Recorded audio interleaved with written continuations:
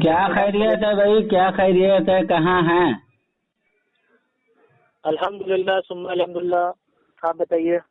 ٹھیک ہے، اللہ کا کرم ہے۔ ماشاءاللہ ماشاءاللہ، بتائیے۔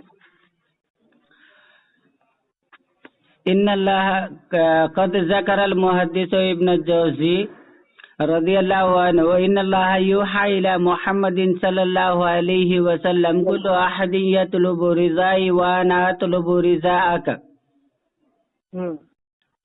اس کا مفہوم سمجھنا چاہ رہا تھا میں۔ اس کا مفہوم بھائی ہم نہیں سمجھا پائیں گے آپ کو،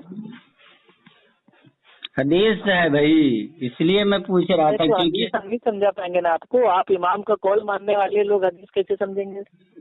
میں محدث کا قول پیش کیا ہوں، امام کا قول ہی۔ چلیے آپ حدیث نہیں تو امام کا قول ہی اس مفہوم کا بتا دیجیے۔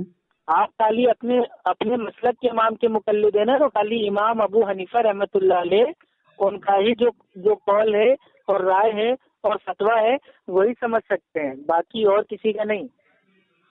آج تک امام شافعی رحمۃ اللہ علیہ کا کوئی فتویٰ سمجھ میں آیا آپ کے؟ میں نے آپ سے جو پوچھا ہے جواب نہیں دے سکتے، عربی نہیں آتی ہے تو بکواس مت کرو، سمجھے؟ مطلب یہ ہے نا، اب ابو جہل کی اولاد، میں نے تجھ سے حدیث پوچھا، حدیث کا ترجمہ بتا، ادھر ادھر مت گھوم، سیدھا سن۔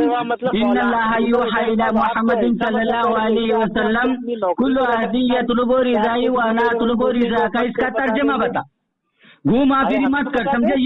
یہ سیدھا بول کے ہم کو کچھ آتا ہی نہیں، جاہل ابو جہل کی اولاد۔